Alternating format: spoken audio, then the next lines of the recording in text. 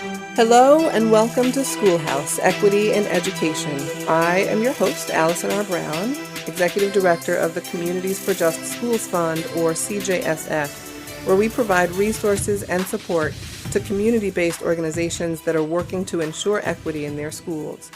Go to cjsfund.org to subscribe to our e-newsletter. If you're tweeting, follow me at Allison R. Brown and tweet about the show with the hashtags C4JS or Communities for Just Schools, both of those with the number 4. Today on SchoolHouse, I am really thrilled to be welcoming members of the Dignity in Schools campaign. The Dignity in Schools campaign is a national coalition of more than 100 organizations that promotes alternatives to a culture of zero tolerance, punishment, criminalization, and the dismantling of public schools. DSC fights for the human right of every young person to a quality education and to be treated with dignity. I'm thrilled to welcome to the show Eddie Flores, who is with the Youth Justice Coalition in Los Angeles, California, Marlene Tillman with Gwinnett Stop in Gwinnett County, Georgia, and Jessica Black with the Black Organizing Project in Oakland, California. Welcome to all three of you. Thank you so much for joining us today. Thank you. Thank you. Let me start with you, Jessica. Tell me about the Dignity in Schools campaign. What is it and why is Black Organizing Project involved? The Dignity in Schools campaign is really a campaign that focuses on dismantling the school-to-prison pipeline. And the reason why BOP is involved is because that's a major part of our work as well. We're working to eliminate police from schools here in Oakland. And Eddie, DSC has been involved in school-to-prison pipeline work for many, many years and recently took up the issue very publicly of police in schools. Will you talk about how DSC has done that and what that looks like? So right now, one of the things that we're doing is counselors, not cops. So we're trying to go ahead and eliminate the regular presence of law enforcement inside schools. And we have our own recommendations to go ahead and remove SROs and probation officers, parole officers, ICE officers, to remove them out of schools, and as well put any security guards that are armed to remove them from schools. So we have 3 different main recommendations that we are going ahead and pushing as Dignity in schools. One of the other recommendations that we have is that we want to go ahead and create a safe space for young people, so towards having an alternative of having law enforcement and be able to go ahead and reduce their role inside schools. Eddie, why is it important to you all to remove school police officers? And we've had conversations on this podcast about the role of school resource officers and other law enforcement officers in school buildings and how devastating they can be when they interact with young people, and particularly young people of color in schools. But talk about why that's a priority for the Dignity in Schools campaign. Because a lot of young people that are inside schools don't really have the resources to go ahead and get the higher education. They're always being pulled out consistently out of classes. Their so-called random searches are happening to them when we directly know that they're being targeted. And we already know which young people going ahead and being targeted are the main ones that are young people of color, and it's predominantly young men that are being targeted as well too. So we want to go ahead and remove them so we can go ahead and redirect the funding from law enforcement to more education. To actually, that's why we say counselors, not cops, because we actually have very few amount of counselors inside schools. They have over 500 students, to go ahead and attend. It's very difficult for a counselor to actually, to be able to see, the students consistently and pay attention to them and to keep up with them while, we have 5 SROs competing against 2 counselors, and, the young people actually see the law enforcement more than they see counselors. Mm-hmm. And so towards, we're trying to go ahead and remove law enforcement from the whole presence of schools, and as well too, going ahead and removing their weapons as well too. We have this thing called the 1033. They want to take out all the military weapons from law enforcement because we don't need any weapons inside schools, because those weapons are not going to go ahead and be used against our young people, and that's the thing that we don't want them to use them against the students inside schools, especially towards, of all the shootings that have been happening with law enforcement.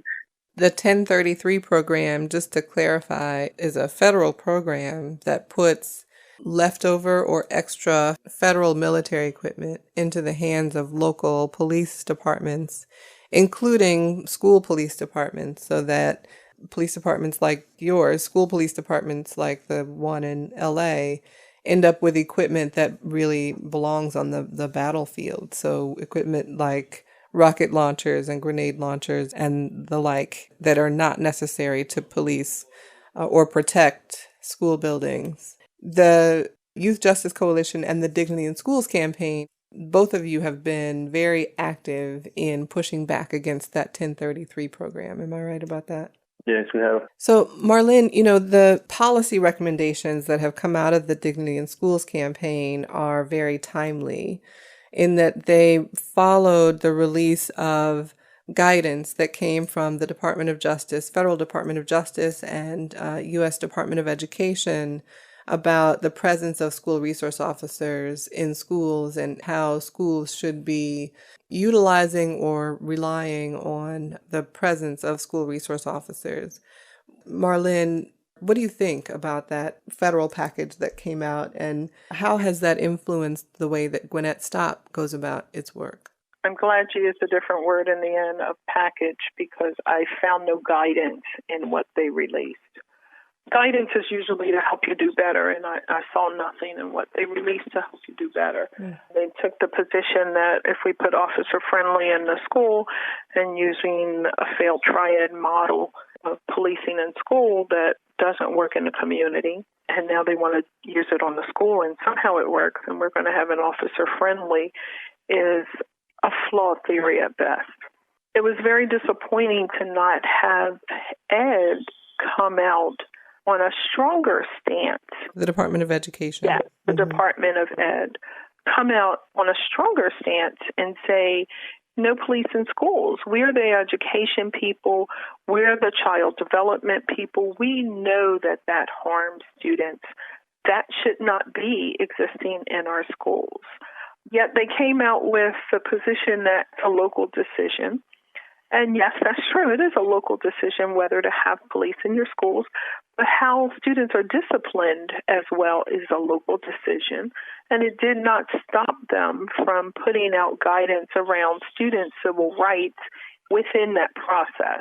And so for me and for Gwinnett Stop, seeing that the Department of Ed is not supporting for us their mission, and also in upholding legal rights for students and not outlining what those were, being clear with systems that, okay, it's a local decision, but you can't do X, Y, and Z. You will be violating students' rights.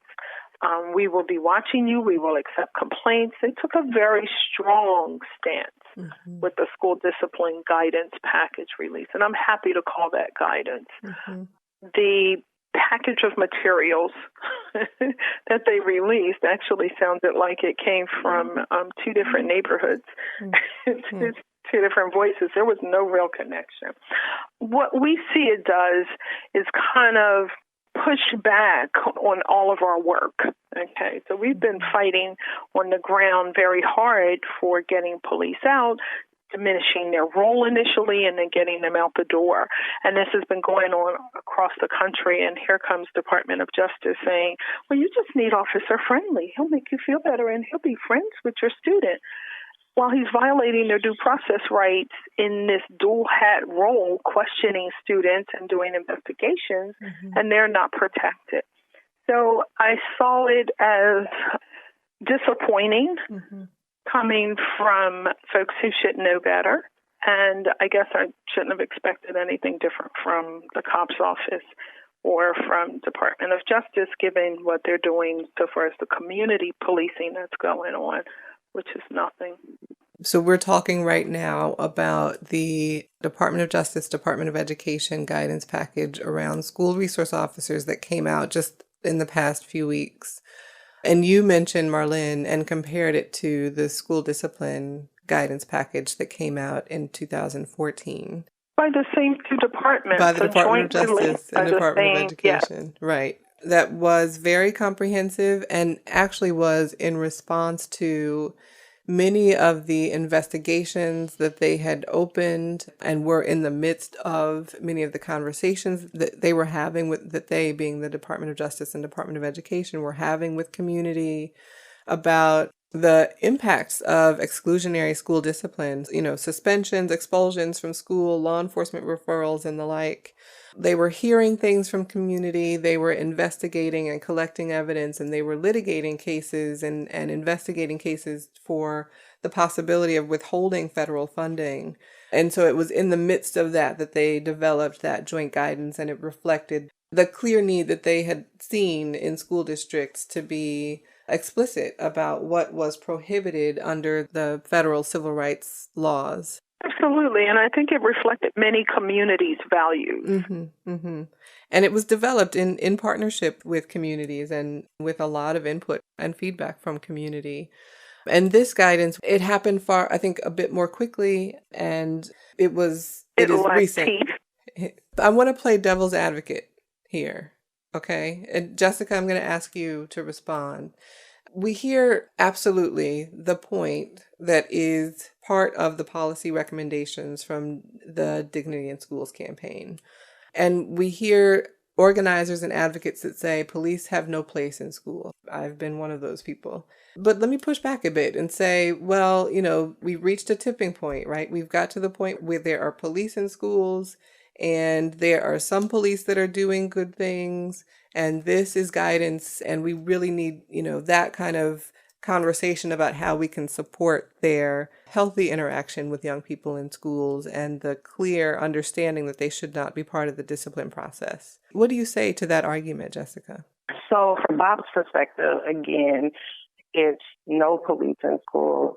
Specifically to that argument, when you think about school, and school is supposed to be a place that is safe for children, the symbolism of police in the school is almost like cognitive dissonance, right?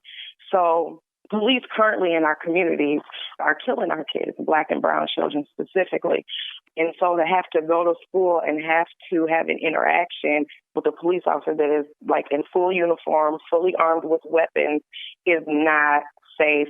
And it sends the wrong message. It sends messages to the kids that they're criminals, that they need to be policed. It doesn't perpetuate any real positivity. Like, what happened to kind of like you can self-discipline. You have the ability to self-correct, right? Or let's sit down and have a conversation, or let's explore this. Maybe this conversation can be an opportunity that we can help you to build skills. Like, there's no positivity in having police officers monitor children. The psychology, the methodology behind it is sick. And Eddie, so the policy recommendations, there are 3 parts, right? So one is just to end the presence of police in schools. Of law enforcement, yes. Right, of law enforcement. So police officers, school resource officers, and other connected officers, so truancy officers and parole officers and the like, remove them from school altogether. And then create safe schools using positive means, right? So positive behavior, reinforcement, and the like. And then the third piece is when you do call police into schools and law enforcement, make sure that there are a set of measures that school personnel is aware of in the way that they govern themselves with police officers, so that when you have to call police for some criminal activity that has taken place in and around the school, that there are clear measures for the ways in which police officers are engaging with young people in the school building.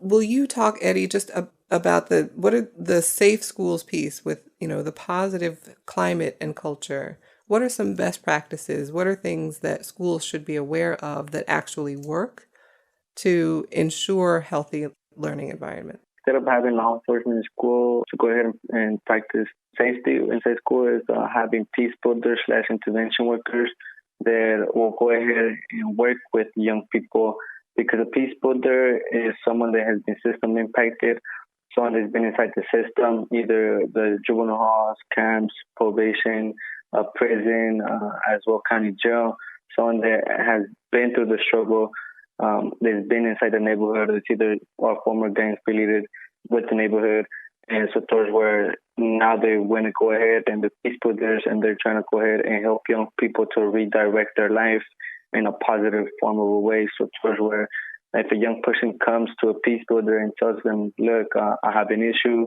I'm going ahead and I feel like I want to relapse. I feel like either I want to drink or I want to do drugs. A peace builder will actually understand the struggle of a young person, what he's going through, because he either went through it or she went through that, because he's talking to someone that understands him and he's safe with that person. While a young person goes and approaches law enforcement about that issue, law enforcement is going to go ahead and straight arrest the young person because it's so-called, it's illegal to go ahead and do that stuff. Or even though they're trying to go ahead and either give them the help they need when they're going to take them to a rehabilitative place, when they're not really going to get any help. But what the peace builder will do will actually find them the resources and the help they need. They are inside the community and utilize different tools that will go ahead and help out a young person as well too, to go ahead and practice transformative and restorative justice circles with them. And so to our staff, they go ahead and see a conflict with young people. They'll know how to do restorative and transformative justice circle.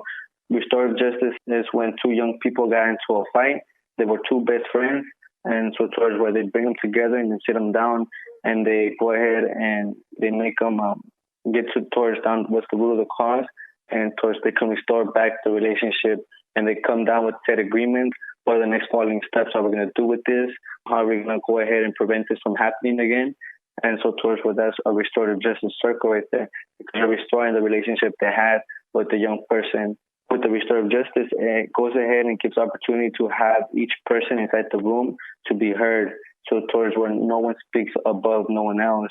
Everyone is inside the space, inside the circle, and it has the same amount of time, the same stature of speaking. No one speaks above another person, but no one is higher than no one else. Everyone is equal. And then that leads on with the transformative justice circle. Where transformative justice circle is a little bit more different. Is where towards with two young people that never had a relationship. For example, if they're from two neighborhood gangs, either Crip or Blood, and they both went ahead and they fought in school. They never had a relationship, so there's nothing there to restore. So what a transformative justice circle does, it transforms the relationship that goes ahead and actually gets to build a relationship with one another, and makes both groups accountable for what they did towards either going ahead and killing former friends because of the neighborhood drama. It gives accountability and towards where they understand, okay, you might have shed some blood, I shed some blood, but let's come together and let's build off of this. And so towards where it runs through the same process of what restorative justice does. It goes ahead and it brings in a facilitator, as well too. It brings the two young people in with their supporters. They get down to the root of the cause and towards, do they need any help with programming? Do they need help with counseling? What resources can we offer them to these two young people? And go ahead and so towards they will be both safe and they will both be transformed with a new relationship, and they'll go ahead and be able to work with one another as well too. We do follow up with restorative and transformative justice. We go ahead and we do follow up meetings with them. So we see where the first week is at, and we see what's the second week, how they are, and then the third week we'll see how they're doing. And so that goes up to 4 weeks. And to go ahead and see how are the young people going ahead and going with the process with the restorative and transformative justice. And then another one that we have is to go ahead and just having more counselors and more staff support inside the schools as well too. So towards, everything can go ahead and get down to the root of the cause, and no conflicts will go ahead and happen. And, we won't go ahead and have a lot of young people misbehaving inside schools. Those are some of the those are some of the ways that we can create, safe schools for young people. The other recommendation that we have is the third one is to go ahead and have law enforcement in school, but their ability inside school to be inside school. So towards where we understand that, law enforcement will be inside schools, but we want to go ahead and not have them think that they're the counselors, not be like Marlene said, was not to be officer friendly in there as well too, because there's many schools out there where there's no accidents that happen, especially in predominantly neighborhoods that are African American, Blacks, and Latinos. You don't really go ahead and you don't hear a school getting shot up in a neighborhood. You only hear that in white neighborhoods. Can I ask something? Sure. Go ahead, Jessica. The system, unfortunately, discredits people who are really impacted by their actions. And so one of the big things that we are seeing at BOP is that people don't go into the community and ask community members what they would like to see. And we did that. And come to find out, like, nobody really wanted police to be in schools. Police in our community equals pain. I think there's a historical context that gets missed around policing. They have a record of causing harm to communities of color. Also, these systems are not aligned culturally with the practices of people of color. So I think that when we think about, like, restorative justice, and we think about the transformative justice and having police in schools, that it's really important to include the people who are most impacted by the police in those conversations, but also creating positions so that the people with the knowledge, who are the people in the neighborhood, are present and in the schools helping to work towards solutions to help the youth be able to develop social skills. Right. And police don't do that. Like, the narrative behind policing is negative. It's just bad. And there's a lot of pain in the community that the police specifically has caused as we look at the current news today, but also historically. Marlene, the policy recommendations from DSC really are another effort by the Dignity in Schools campaign to codify much of what you all are talking about. So this is something that DSC does, right, is to try to put on paper and in policy the voices of community and the perspectives of young people that experience police in schools and exclusionary discipline. So, Marlene, how do the policy recommendations connect to, for example, the DSC Model Code of Education and Dignity that has been used by advocates in various places to push for legislation at the state and local level that will reduce and eliminate zero tolerance and disparities in school discipline? So the Dignity in Schools campaign model code is built on a human rights framework. So there is the right to dignity. There is the right to an education, and there is the right to be humanized, I mean, quite frankly. And so there are certain inalienable rights that you are afforded as just being human.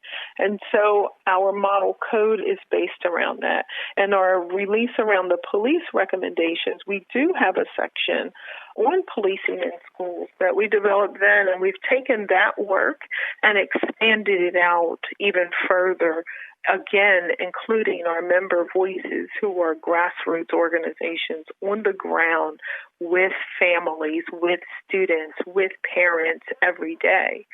So we know what we see that doesn't work, and we also have seen models that work.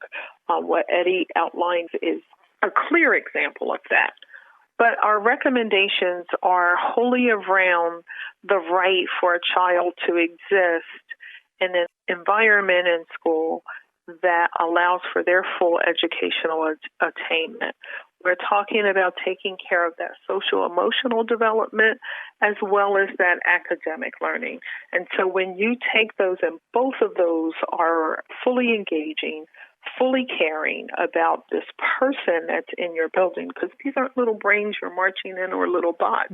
They are children that we have in there. So it is very important that we set up an environment.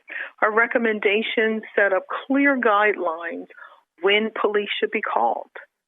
They should not exist in the building. They need to be called for the rare instances that police are needed.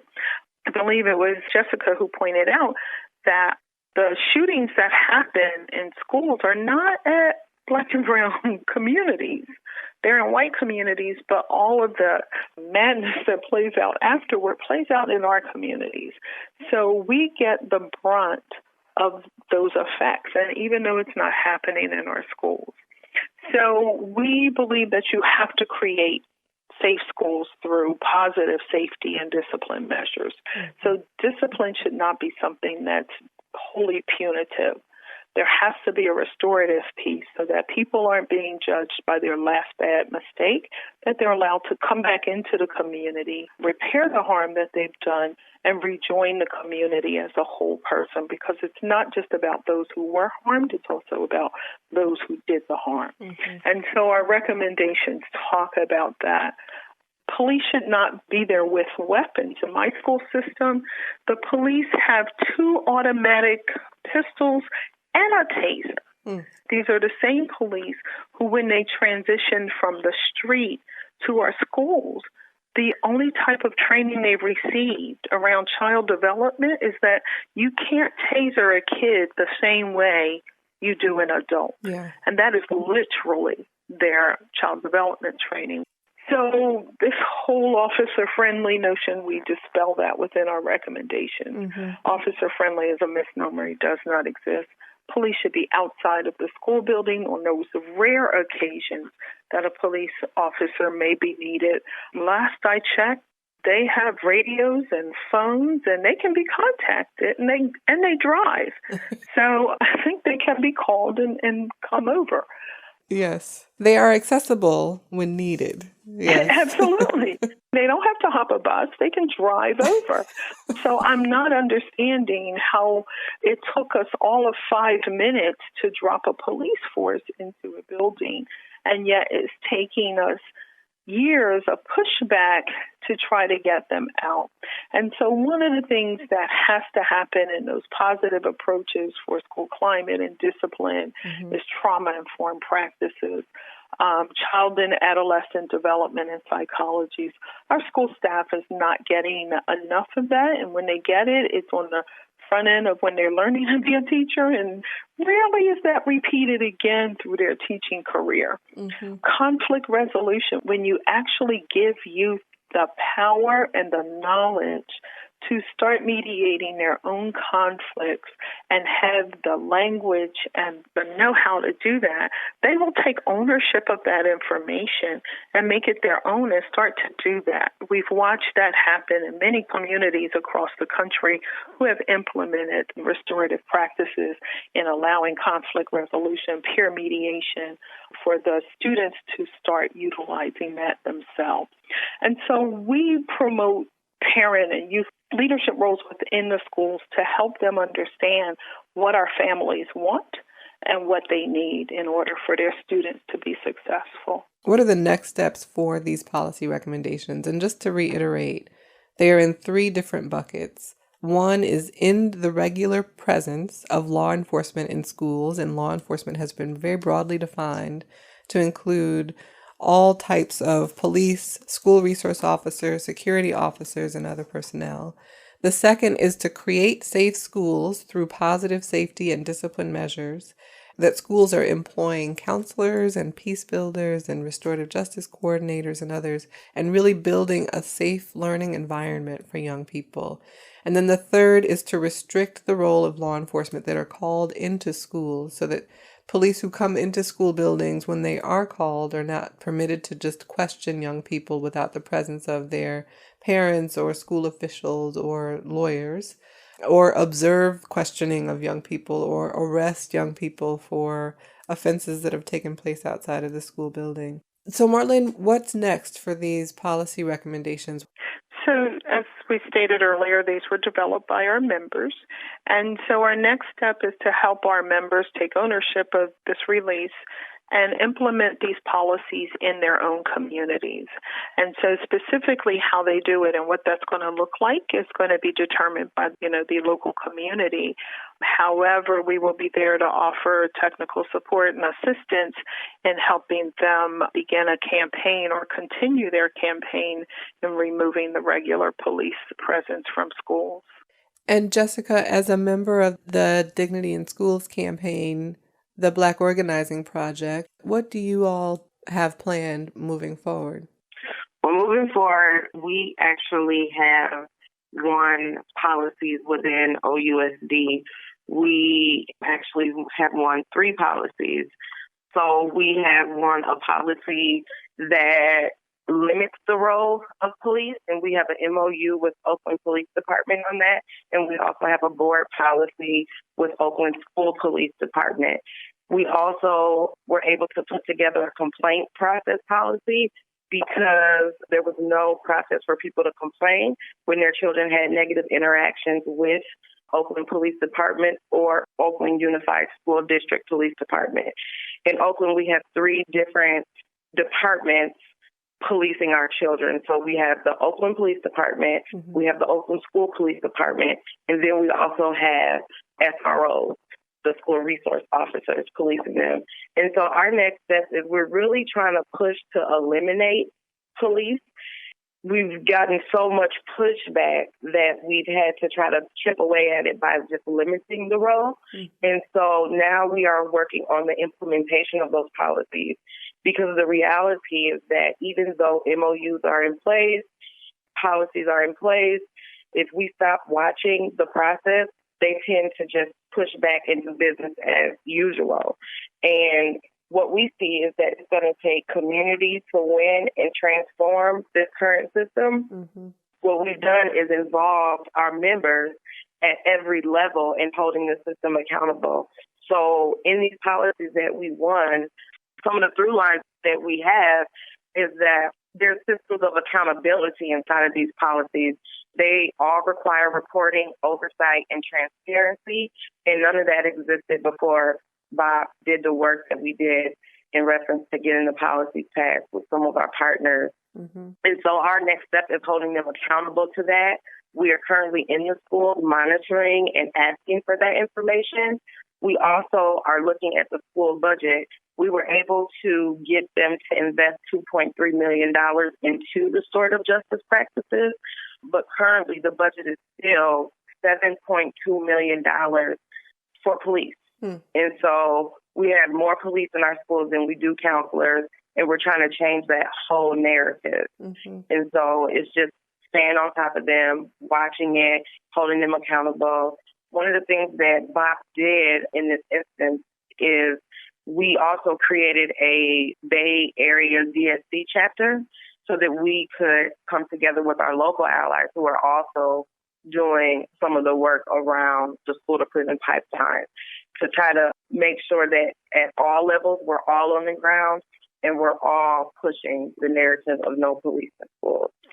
And if I could jump in here with piggybacking on what Jessica said, Sure, I think it's very important that we all are pushing, because that collective, as we chip away at this district, just dropped it. We've gotten the 1033 weapons out of this one. It creates the momentum that we need to show that this does not work and we need it out of our communities. So I think it's very important that we have these on-the-ground campaigns that are working and being successful in getting the ball down the field. Jessica, I appreciate that you mentioned narrative, because so much of this is about the story and the mindset and the perception that people experience about communities of color and young people of color. And so we like to close the show with a story or two that will help to really shape mindsets, shape perceptions. And so, Eddie, I wonder if you would talk a bit or share a story that inspired the Youth Justice Coalition to really be involved in the Dignity in Schools campaign policy recommendations that are truly groundbreaking. For myself, for me, coming from LAUSD, going ahead and being inside the school system, I've been suspended from third grade all the way on until my freshman year. I've been suspended multiple times. I've even been expelled from 2 high schools, and so I was sent to a way like there was never any resources. There was never no safety net for schools. When I came to Philadelphia High, it's when I was able to go ahead and seek a peace builder and the support that I needed from my community and the people that actually understood what the stuff that I was going through at the moment of my life. And so towards where that's why we went ahead and we joined in the schools campaign so we can go ahead and stop the school to prison pipeline on a local and national level. Marlene, how can people join DSC? If you go on our website, you can contact us through that. Our campaign coordinator, you can reach out to them, or our field organizer, So that would be either Natalie Chapp, and then the field organizer is Fernando Martinez. Either one of them are happy to sign you up with Dignity in Schools. You do have to agree to our principles, and we hope that anyone who comes can absolutely agree and take hold of the human rights framework and the work that we do, which maintains our dignity in all of the policy recommendations and the work that we do in pushing through campaigns that give young people a positive school climate and help them to reach their full academic attainment. We can be reached at www.dignityinschools.org. And that's schools plural, correct? It is dignityinschools.org. Okay. And we have a lot of resources on our website. You can download our model code. We have an interactive site around our counselors, not cops, the release of our recommendations on school police or ending the regular presence of law enforcement in school. We have many of our members have developed tools as well. They are on our website. It's just a very rich resource guide on the many aspects of school discipline, school climate, and just really holding the dignity of our students. Thank you all for joining us on Schoolhouse today. Jessica Black is with the Black Organizing Project in Oakland, California. Marlene Tillman is with Gwinnett Stop in Gwinnett County, Georgia.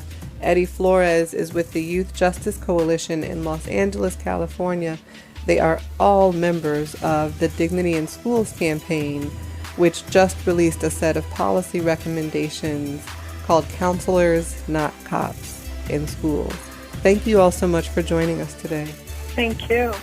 Thank you, guys. Thanks to everyone for listening in. Remember that you can follow me at Allison R. Brown on Twitter and sign up for the Communities for Just Schools Fund newsletter at CJSFund.org. Have a wonderful week.